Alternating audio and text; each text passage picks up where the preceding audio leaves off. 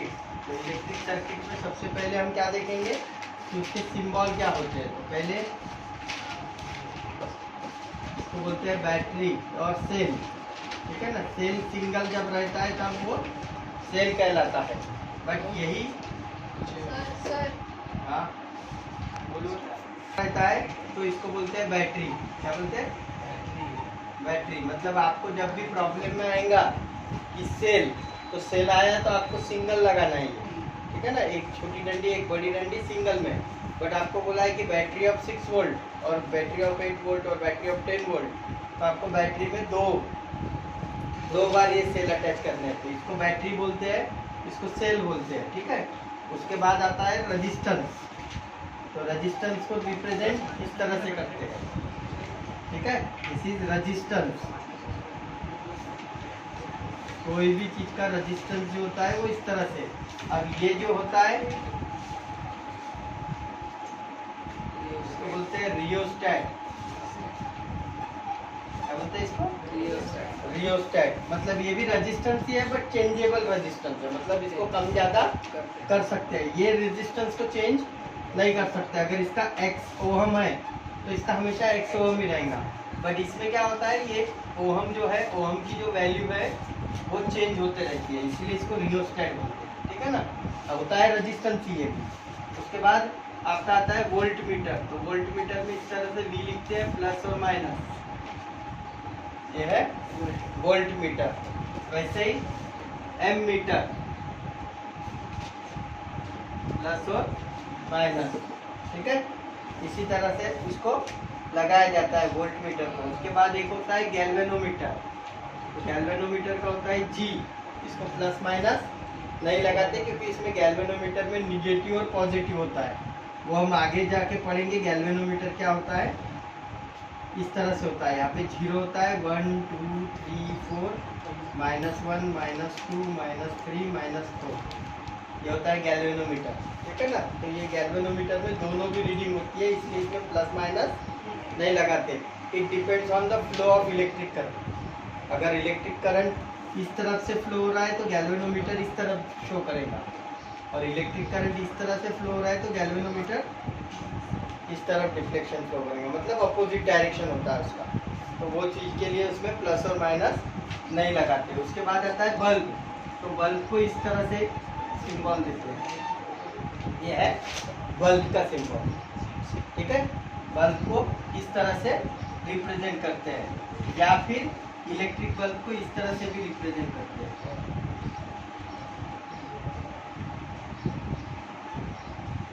ये electric bulb है, ठीक है। यानी ये सिंबल याद रखो, ये बल्ब के हैं, BULB,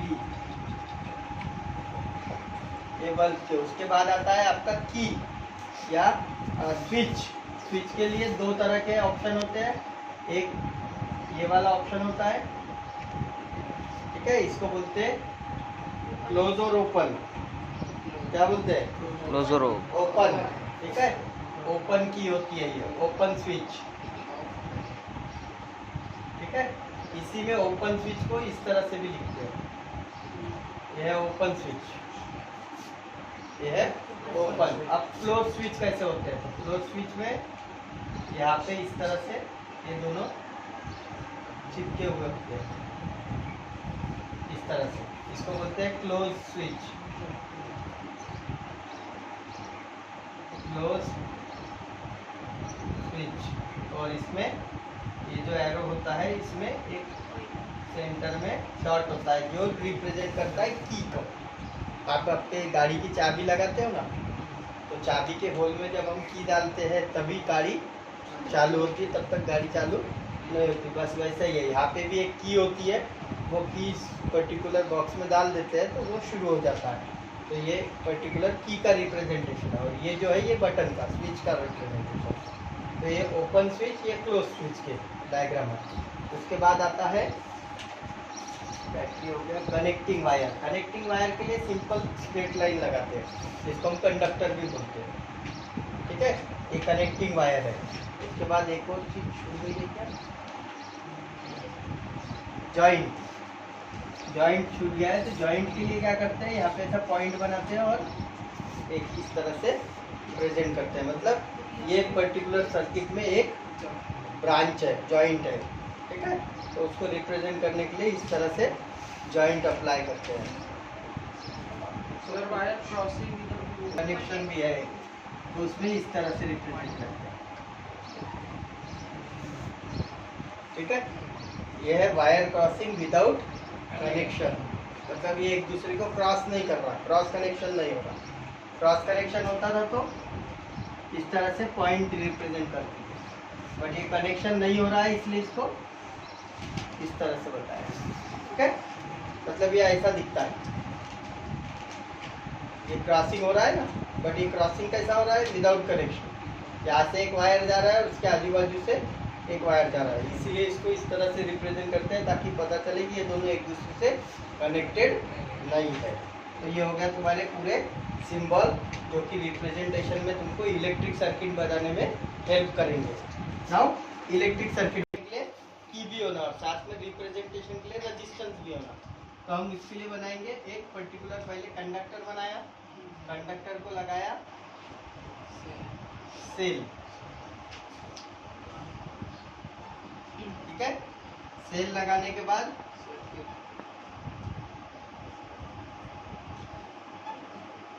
एमीटर,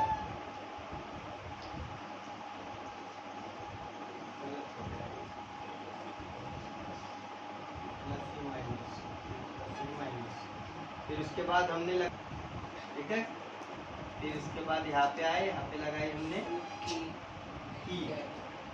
ठीक है। की लगाने के बाद यहाँ पे हमने लगाया बल्ब, जो हो गया तुम्हारा इलेक्ट्रिक सर्किट। अब इसमें ये ओपन है कि क्लोज है, ओपन है, राइट। इसको अगर क्लोज कर दिया हमने तो यहाँ पे हम बताएंगे करंट,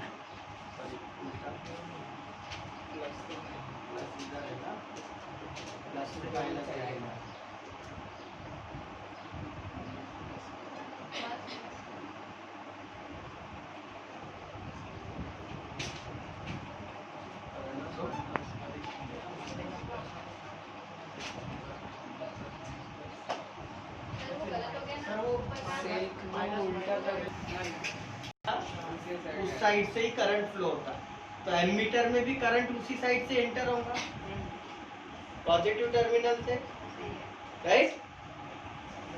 और ये करंट फिर इधर से आएगा तो इधर पॉजिटिव में ही आएगा, क्योंकि पॉजिटिव टर्मिनल इस साइड है।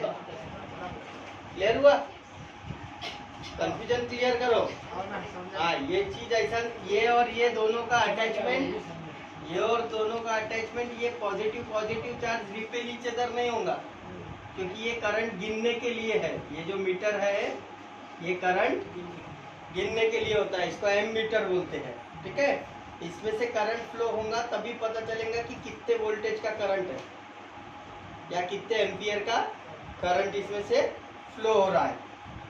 और वोल्टेज के लिए हमारे पास ये बैटरी है कि जो इट में भी 6 वोल्ट और 1.5 वोल्ट और इट में भी 3 वोल्ट, जैसा भी 6 वोल्ट है तो यहाँ पे 4 बैटरीज लगेंगी, क्योंकि एक बैटरी जो होती है वो 1.5 वोल्ट की होती है। आपने इलेक्ट्रिक आपकी जो पेंसिल सेल होते हैं उसको देखा है क्या एक बार? पेंसिल सेल पे लिखा होता है 1.5 वोल्ट, ठीक है ना। आपके जो पेंसिल सेल होते हैं छोटे वाले वो 1.5 वोल्ट के होते हैं, और बड़ी वाली जो बैटरी होती है वो 3 वोल्ट की होती है। और ये जो पर्टिकुलर 1.5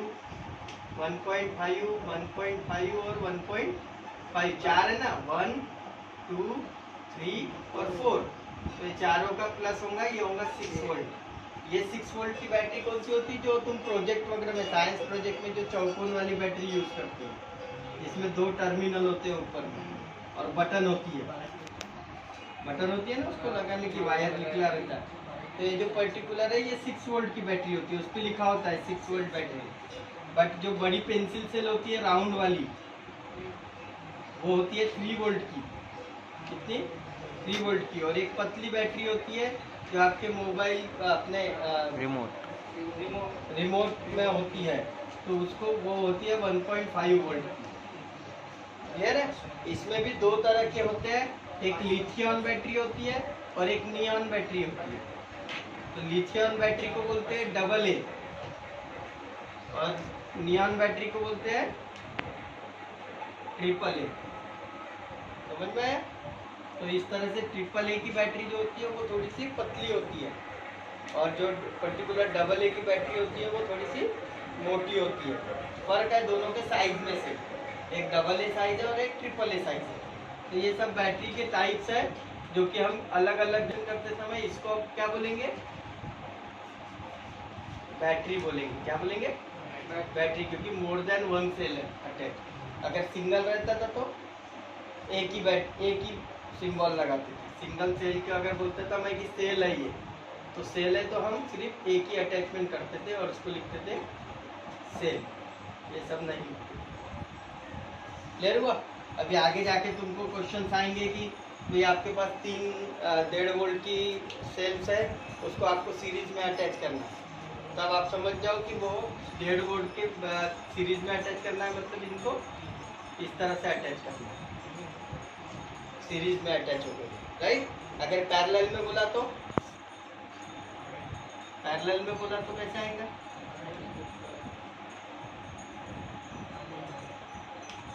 इसमें उल्टा सीधा आएगा, ये प्लस, ये नेगेटिव, ये पॉजिटिव, इस तरह से, और ये इसको अटैच होगा, ये इसको अटैच होगा, और ये this is parallel connection.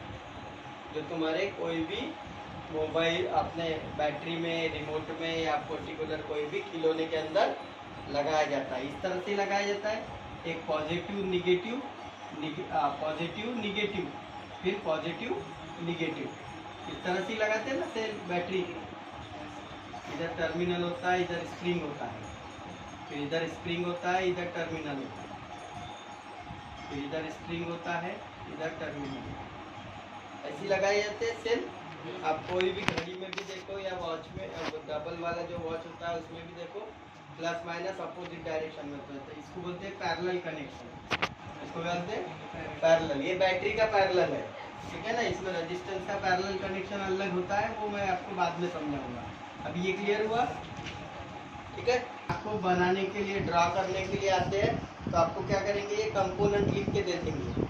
Component लिखने के बाद आपको उसको ड्रा करना है, ठीक है ना? तो कंपोनेंट ड्रा कर रहे हैं तो उसमें अगर बताया गया है कि ओपन की है तो ओपन की बनाने का, क्लोज की बोली तो क्लोज की, और अगर सिर्फ की बोली है तो आपको दो डायग्राम बनानी पड़ेगी, एक ओपन सर्किट की, एक क्लोज सर्किट। ठीक है?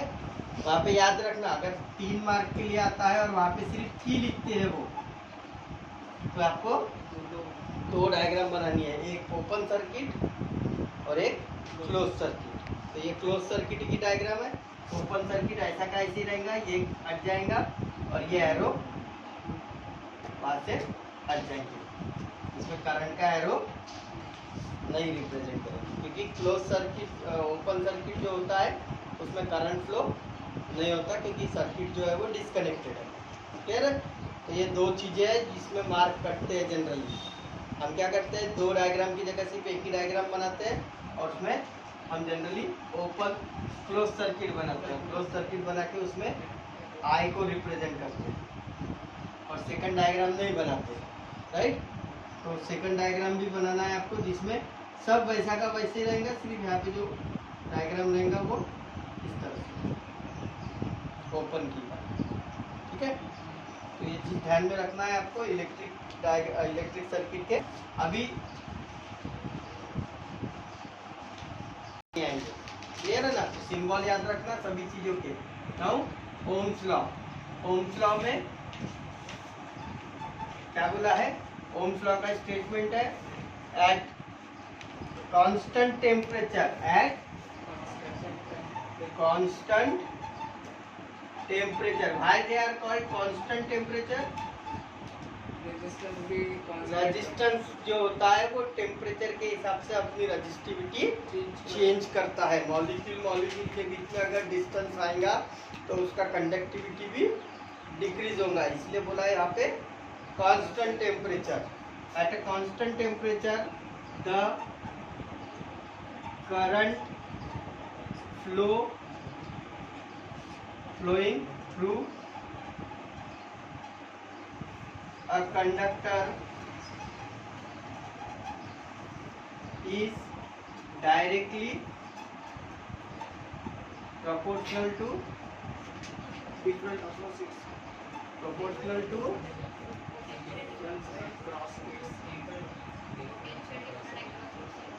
the potential difference across its end। अब इसको अगर सर्किट डायग्राम में डिपो करना है तो रिप्रेजेंट करना है तो कैसे करेंगे?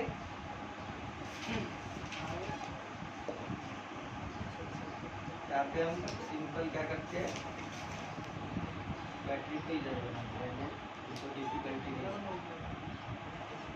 ये एक कंडक्टर है, ठीक है, वहाँ पे रेजिस्टेंस का कोई वो नहीं बोला है, ठीक है ना। ये कंडक्टर है और इसमें सेल लगा है और इसमें डायरेक्ट करंट जो है वो फ्लो हो रहा है। अब उसका क्या कहना है कि ये जो पर्टिकुलर करंट, ये जो पोटेंशियल डिफरेंस है, इसका डायरेक्टली प्रोपोर्शनल होता है करंट फ्लो।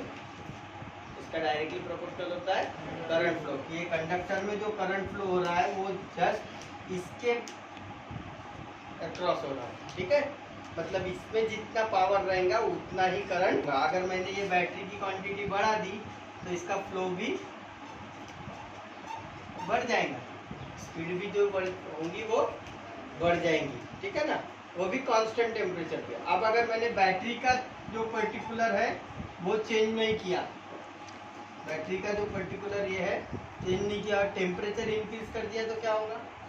करंट फ्लो कम हो जाएगा, करंट फ्लो कम हो जाएगा। जितना टेम्परेचर बढ़ेगा मॉलिक्यूल टू मॉलिक्यूल डिस्टेंस बढ़ेगा तो करंट के को कंडक्ट होने में टाइम लगेगा, करंट को कंडक्ट होने में टाइम लगेगा। इसीलिए जब भी तुम्हारा मोबाइल गर्म होता है तुम्हारी बैटरी तेजी से डाउन होती है।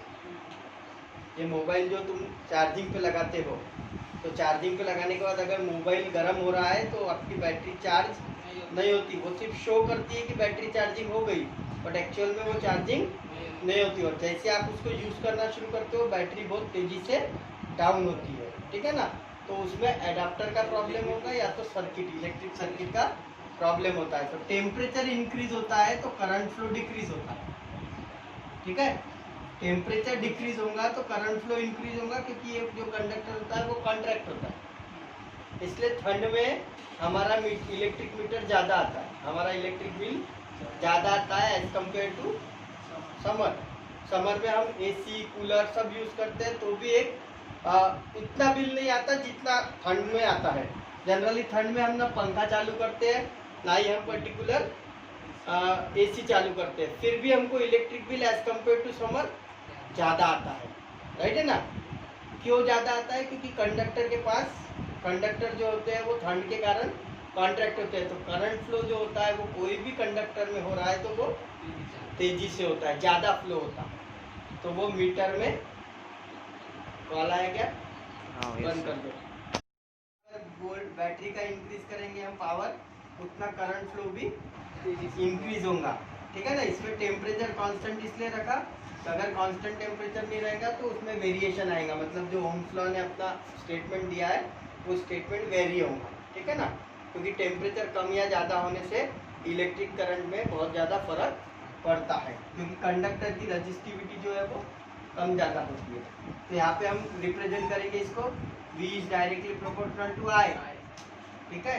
I at a constant temperature, at constant temperature, ठीक है। उसके बाद V equals to R into I, V equals to R into I। तो R क्या है? रेजिस्टेंस, कांस्टेंट है बट ये इसको रिप्रेजेंट करते हैं resistance of conductor, resistance of conductor. बन किया क्या? काट दिया। रेजिस्टेंस ऑफ कंडक्टर, ठीक है, क्लियर हुआ? तो ये पर्टिकुलर आर होता है रिप्रेजेंटेशन में। उसके बाद V जो है वो पोटेंशियल डिफरेंस, I जो है वो electric current. Now V upon I is equals to R। तो ये R जो है ये क्या कहलाता है? कांस्टेंट। ये कांस्टेंट कहलाएगा तभी ये डायरेक्टली प्रोपोर्शनल होगा, ये चीज याद रखो। तो हम कभी भी सर्किट में कंडक्टर चेंज नहीं करते। दूसरा, टेम्परेचर भी चेंज नहीं हो रहा, मतलब कोई फिजिकल स्टेट भी चेंज नहीं हो रहा। तो ये R जो रहेगा ये रिप्रेजेंट करेगा कांस्टेंट, और V by I equals to R। ये फॉर्मूला होता है तुम्हारा ओम्स लॉ का। ये क्या होता है? ओम्स लॉ का। तीसरा फॉर्मूला बनता है I equals to V by R। ये है तीसरा फॉर्मूला, ये है तीसरा formula I equals to V by R। तो ये तीन फॉर्मूले हैं ओम्स लॉ के। एक V equals to R into I, R equals to V by I, और I equals to V by R। अलग अलग जगह पे अलग अलग फॉर्मूला यूज होगा। तो ये तीनों भी फॉर्मूले याद रखो। जब मैं आपको सीरीज और पैरेलल पढ़ाऊंगा तब आपको ये चीज का जरूरत पड़ेगा। ठीक है, क्लियर हुआ? तो ये है तुम्हारा ओम्स लॉ का डेरिवेशन। डिस्टेंस इंक्रीज होगा तो करंट डिक्रीज होगा, और करंट रेजिस्टेंस डिक्रीज होगा तो करंट इंक्रीज होगा। तो ये चीज को ध्यान में रखो। क्लियर है?